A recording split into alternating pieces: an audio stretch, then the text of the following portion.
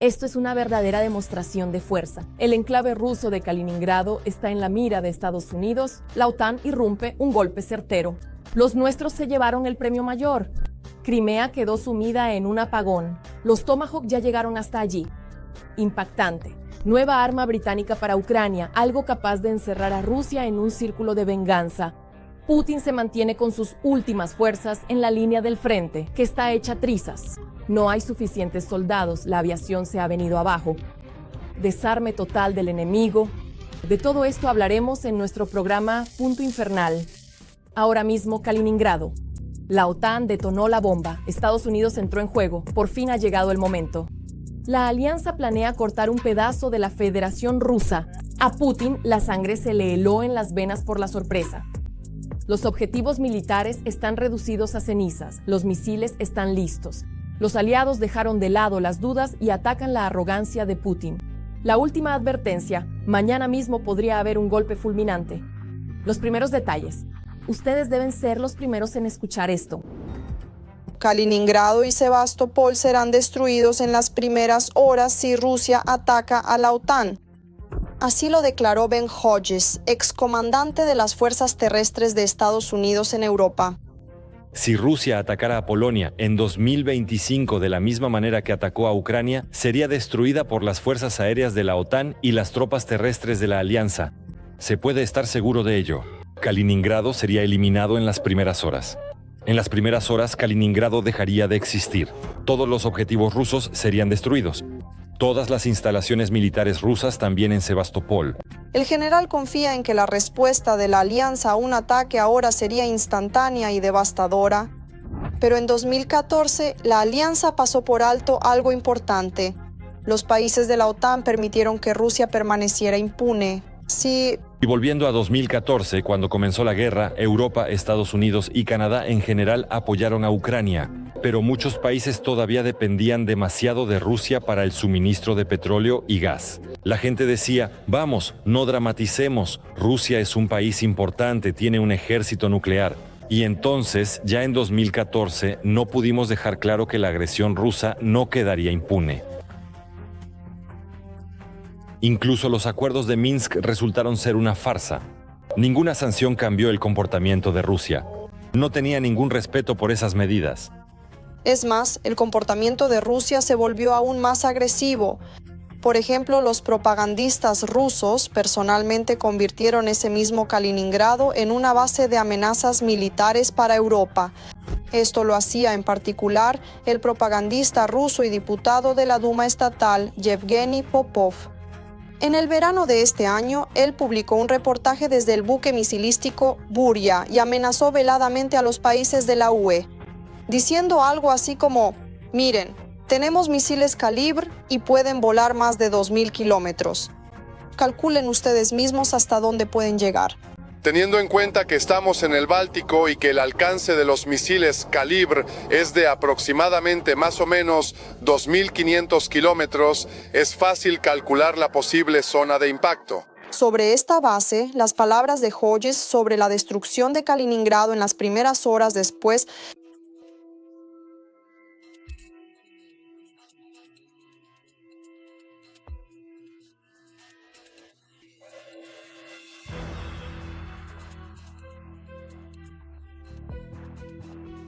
Nada que sea realmente sorprendente o que sea inesperado en absoluto. La advertencia de Hodges no es una suposición hipotética.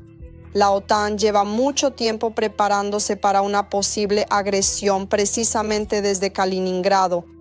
A finales de septiembre, Polonia y Suecia, por ejemplo, practicaron la defensa de la isla de Gotland, un elemento clave de la seguridad en la región del Báltico, que se encuentra a solo 300 kilómetros de Kaliningrado. Estos ejercicios militares tenían como objetivo enviar una señal clara sobre la disposición para la defensa conjunta en el mar Báltico.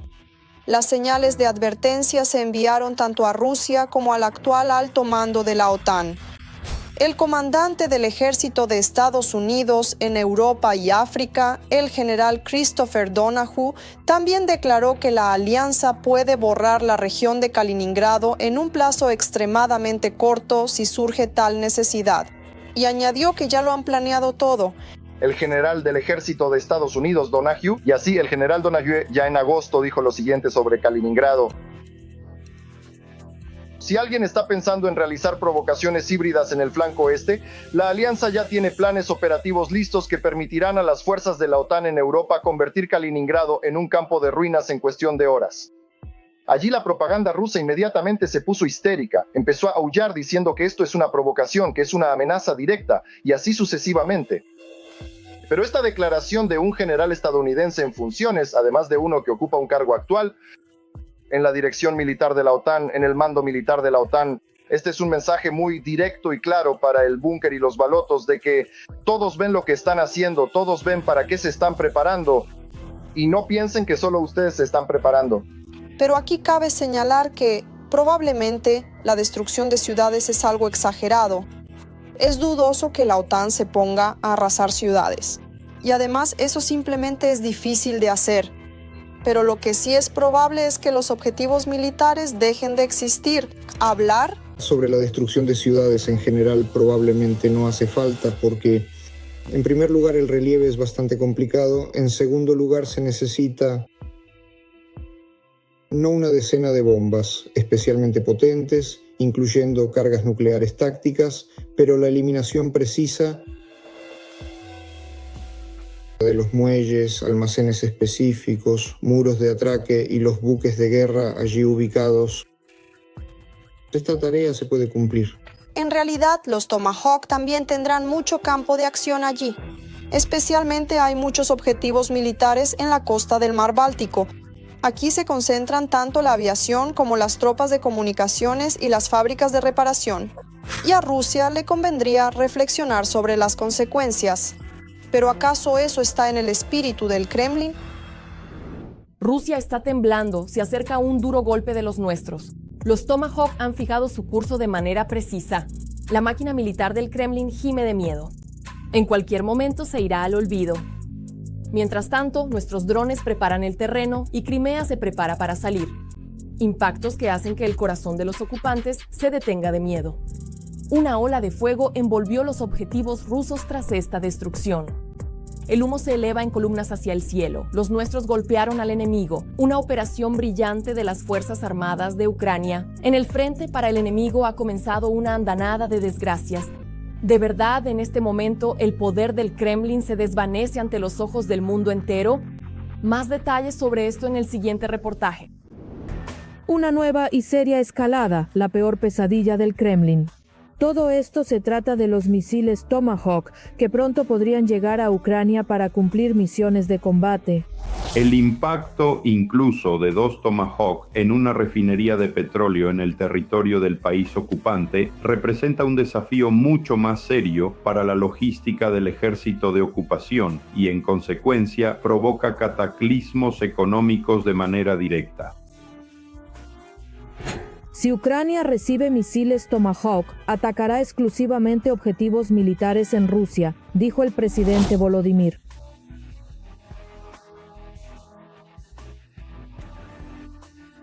Volodymyr Alexandrovich Zelensky, often referred to simply as Zelensky, is a Ukrainian comedian, actor and politician who has served as the 6th and current president of Ukraine since 2019.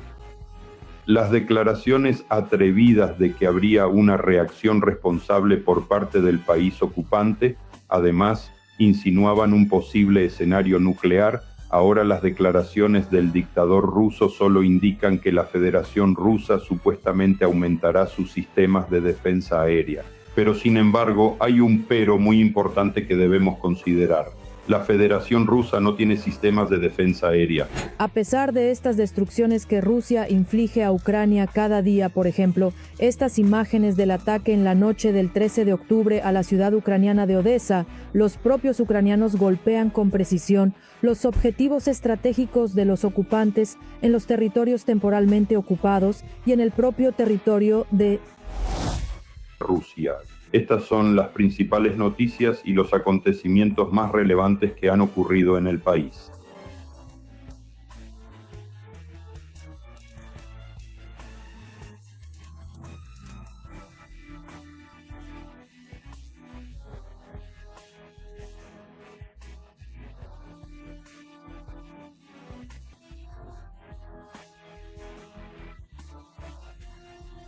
Imágenes del incendio en la central eléctrica de Tabrilla, cerca de Simferópol. Un ataque de drones de las Fuerzas de Operaciones Especiales. También hubo ataques a la subestación de Simferópol, donde se escuchó una serie de explosiones. Esta subestación, al igual que la de Feodosia, en primer lugar garantiza la viabilidad del ejército de ocupación ruso. A varios kilómetros de distancia se podía ver cómo ardía la base petrolera en Feodosia. Los medios locales informan que la columna de humo de la base petrolera en llamas en Feodosia se extendió por varios kilómetros, hasta Kerch y más allá a través del estrecho.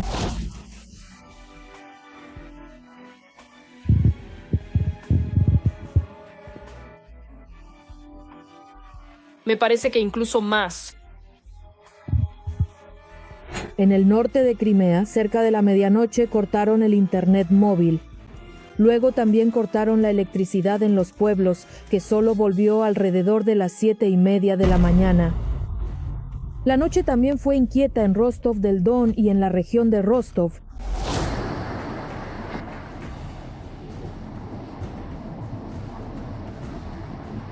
Ahí va, la chispa subió muy alto a las nubes realmente. El ejército ucraniano está llevando a cabo operaciones de contraofensiva en las zonas de Dobropilia en la región de Donetsk y cerca de Orekov en dirección a Zaporizhia, dijo el comandante en jefe supremo. Vladimir, I need you to listen.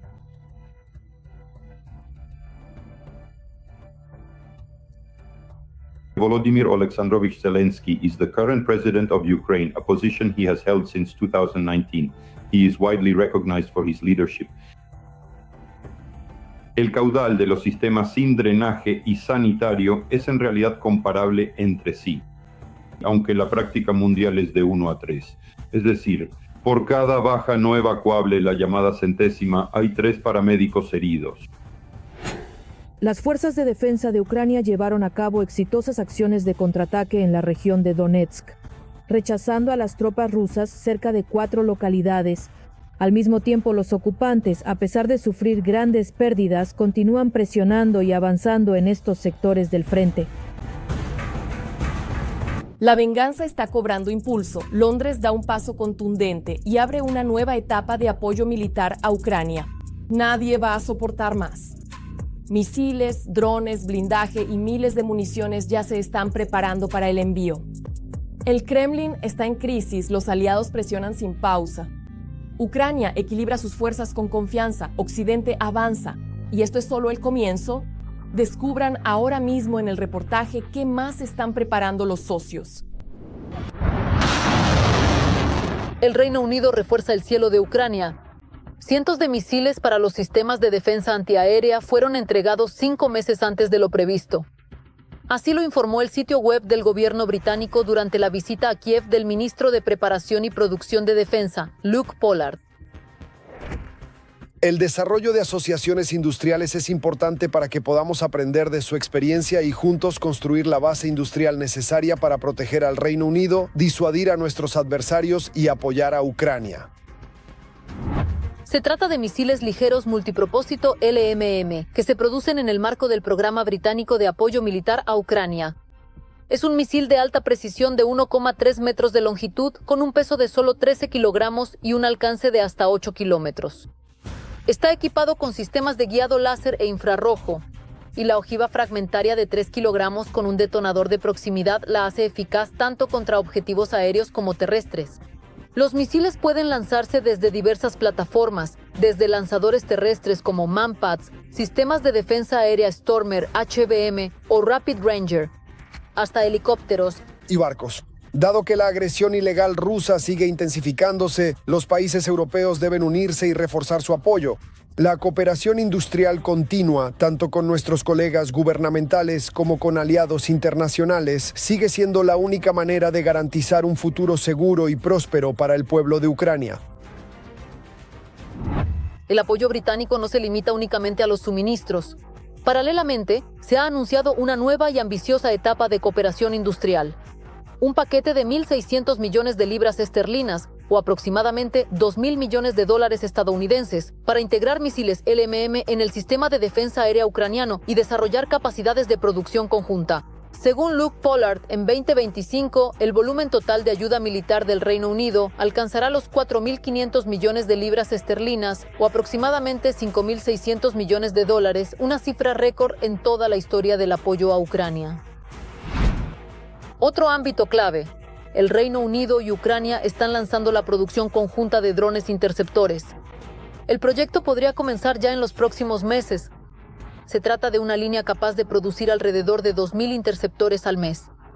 Precisamente ese ritmo es necesario para contrarrestar los ataques masivos de los Shahed y otros drones kamikaze.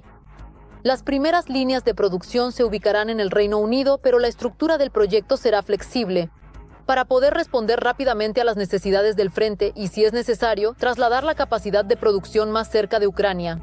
La parte británica promete aportar desarrollos de investigación, conocimientos expertos y tecnologías de producción modernas, que actualmente les faltan a las empresas ucranianas. Esto no es simplemente un contrato de suministro, es un intento de crear para Ucrania sus propias capacidades de defensa soberanas, equipamiento técnico, apoyo, formación y cadenas conjuntas de investigación y desarrollo. Los Países Bajos también anunciaron la firma de un memorando sobre la producción conjunta de drones. Los socios europeos están formando una cooperación industrial que no debe funcionar con entregas puntuales, sino de manera sistemática a través de una red de producción, servicios y formación. Es decir, en cuanto a la calidad de los drones, hace mucho tiempo que nos igualamos a los llamados drones rusos, que en realidad son Shahed iraníes y chinos. Entonces surgió la pregunta de si podríamos escalar la producción de la misma manera que lo hicieron para Rusia, Irán y China. Resultó que sí pudimos. Es decir, en cuanto a los drones de ataque, ahora ya estamos cerca de la paridad, no solo en la calidad de las máquinas, sino también en su cantidad, lo cual en este caso es muy importante. A fin de cuentas, esta no es una escala de guerra que se pueda ganar con ataques puntuales. Aquí lo importante es la masividad de los ataques. Cuando hablamos de cifras como una reducción del 20% de toda la industria de refinación de petróleo de Rusia, se necesitan tales escalas. Pues bien, hemos alcanzado esas escalas. Otros aliados de Ucrania también están preparando nuevos pasos de apoyo. Estados Unidos planea seguir suministrando armas modernas, sistemas de defensa aérea, artillería y misiles de crucero, así como para fortalecer la infraestructura de defensa de Ucrania. Según los planes preliminares, en 2025 a 2026 el volumen de ayuda militar podría ascender a varios miles de millones de dólares. Entre los países europeos, Alemania y Francia están preparando el suministro de vehículos blindados y municiones, además de ampliar el programa de entrenamiento para militares ucranianos en sus centros de formación. Polonia y los países bálticos están considerando la posibilidad de transferir equipos adicionales y realizar entrenamientos conjuntos para aumentar la preparación de combate de las fuerzas ucranianas.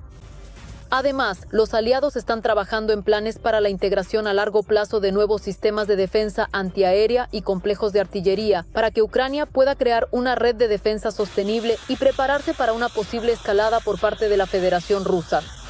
En el marco de la ayuda humanitaria, se prevé la ampliación de los programas de reconstrucción de infraestructuras, apoyo médico y formación de especialistas para trabajar en condiciones de crisis. ¿Putin está llevando al país al colapso? Los portamisiles caen uno tras otro, los aviones no soportan la carga, el cielo de la Federación Rusa se resquebraja por todas partes. Los videos de explosiones en la aviación están ganando cientos de miles de vistas. Momento épico. Las pérdidas caen como una avalancha y el Kremlin ya está al borde del pánico. ¿Será posible revivir la aviación o ya ha llegado a su fin? No te pierdas esto. Con sus propias manos, los rusos destruyeron otro caza. En Rusia se estrelló un caza MiG-31. La catástrofe ocurrió en la región de Lipetsk. La tripulación logró eyectarse a tiempo. Parece que ahora en Rusia hay una nueva tradición. Los MiG despegan solo para luego caer espectacularmente. El Ministerio de Defensa de la Federación Rusa confirmó la información, pero por supuesto no mencionó la causa del accidente.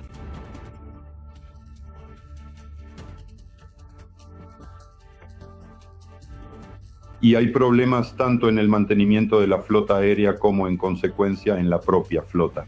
En su mayoría se trata ya de aeronaves antiguas de las Fuerzas Aeroespaciales de la Federación Rusa, que ya han superado su periodo de uso operativo. Y por eso la tasa de accidentes de las aeronaves de las Fuerzas Aeroespaciales de la Federación Rusa es tan alta. Lo más interesante es que este ya es el cuarto avión militar que se estrella desde principios de año. El primero fue un Su-25, un avión de ataque a tierra. Un mes después, en abril, un bombardero portamisiles Tu-22 M3 se estrelló en Irkutsk. Y el destino ocurrió al tercer avión estrellado en lo que va del año. Estamos hablando de un caza Su-34, que es un avión de combate supersónico de fabricación rusa, diseñado principalmente para misiones de ataque a tierra y bombardeo táctico.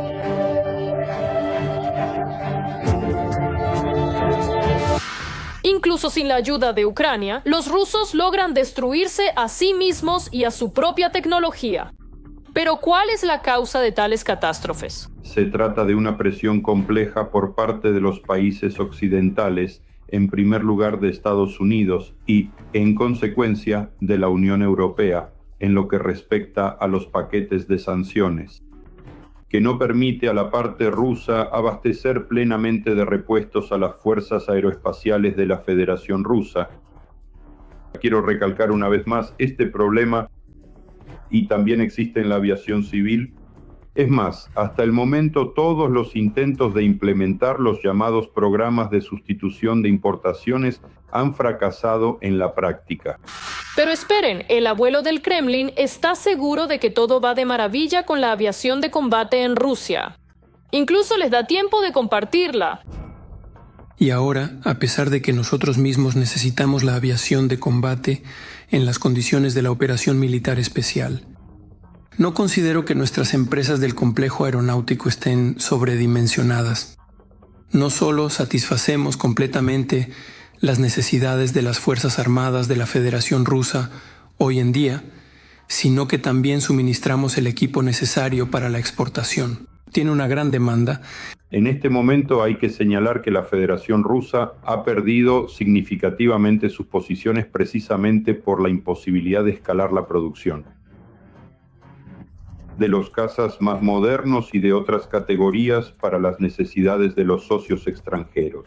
Cabe señalar que en este momento los llamados contratos indios están en peligro de fracasar. Bueno, quizás la situación de la aviación civil en Rusia sea mejor. Hoy te ofrecen ataúdes voladores y mañana ni siquiera tendrás eso. Al menos 4 millones de personas pierden de inmediato la posibilidad de recibir atención médica, carga vitalmente necesaria, o pasar el verano en la orilla de un mar cálido. Pero al parecer no, cada vez hay menos aviones civiles en buen estado en Rusia. Y para el año 2030, el país corre el riesgo de perder la mitad de su flota aérea. Sin componentes extranjeros, la aviación literalmente se está ahogando. Las sanciones han cortado a Rusia de Boeing, Airbus y los servicios. Y los motores y la electrónica están atrasados. Esto no es un fracaso, es un diagnóstico de la economía rusa. Esto también se refiere a los gastos. El próximo año, el presupuesto para la producción y reparación de aviones se reducirá a la mitad. El país prácticamente está retrocediendo y perdiendo posiciones de liderazgo en el mercado mundial de la construcción aeronáutica. Es más, la Federación Rusa en este momento ni siquiera es capaz de expresarse esa escasez de tecnología aeronáutica en los mercados internos. Prometieron para finales de 2025, pero lamentablemente se equivocaron en los cálculos. En Rusia nuevamente se han incumplido los plazos de certificación del nuevo avión Il-114.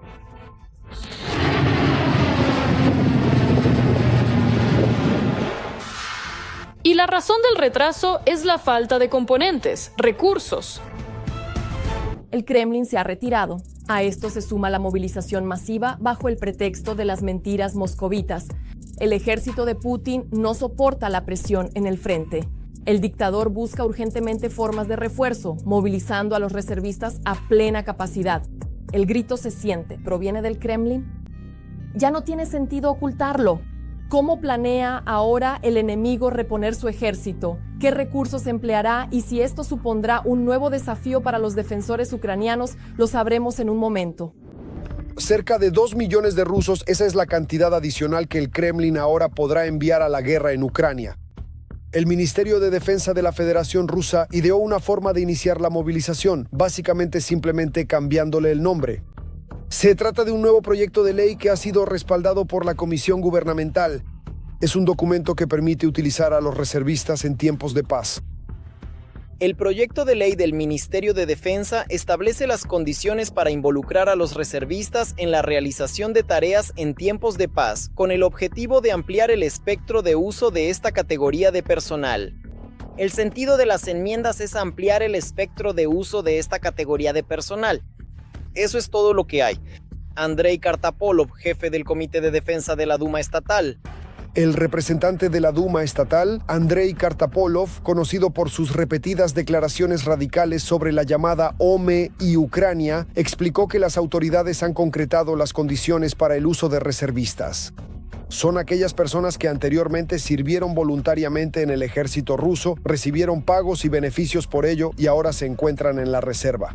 En realidad, en Rusia las pérdidas en el frente son simplemente enormes. La cantidad de nuevos contratistas está disminuyendo, pero es necesario compensar las pérdidas. Vemos que sus propios recursos se están agotando durante la segunda movilización voluntaria, por lo que necesitan otro procedimiento mediante el cual puedan utilizar el recurso de movilización. Artem Kliga, defensor de los derechos humanos. El proyecto de ley permite enviar a los reservistas a la guerra en Ucrania en tiempos de paz bajo el pretexto de los llamados entrenamientos especiales. Los entrenamientos especiales son un nuevo tipo de entrenamiento militar que proponen los autores del proyecto de ley. Proponen incluir en la ley sobre el servicio militar obligatorio y el servicio militar, en el artículo 54, los entrenamientos militares.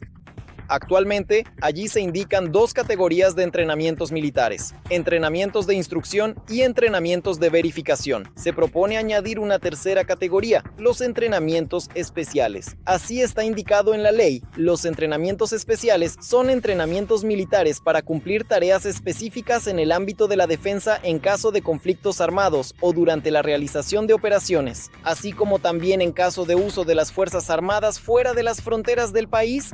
Solo los reservistas participarán en ellos. El procedimiento para realizar los entrenamientos especiales será determinado por el presidente. Su duración no podrá exceder de 2 meses. Quizás este sea un plan para aquellos que aún no están dispuestos a firmar contratos con el Ministerio de Defensa. Pero ¿quién está dispuesto a luchar durante varios meses? Tal vez el Kremlin esté jugando a lo seguro en caso de que eso suceda. Grave escasez. Pero después de la firma de las enmiendas a la ley sobre el servicio militar, quienes se nieguen a ir a la guerra en Ucrania pueden terminar fácilmente en prisión. Ahora hay muchos lugares libres allí. La interesante legislación rusa que criminaliza la vida política normal es tal que hoy en día pueden encarcelar a cualquiera. Y si pueden encarcelar a cualquiera, entonces los campos se vaciaron después de que enviaron al frente a una gran cantidad de personas donde las mataron. Entonces se pueden volver a llenar. Aquí hay otra reserva.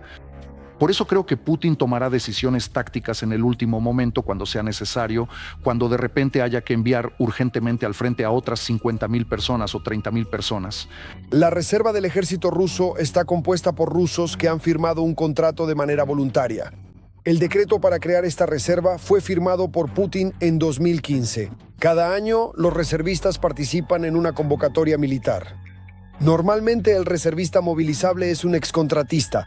En Rusia hay alrededor de 2 millones de estas personas.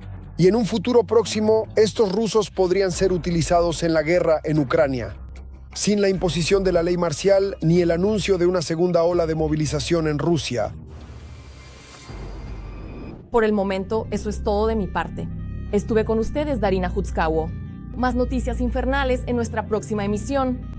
Y mientras tanto, no olviden suscribirse y dar like. ¡Nos vemos!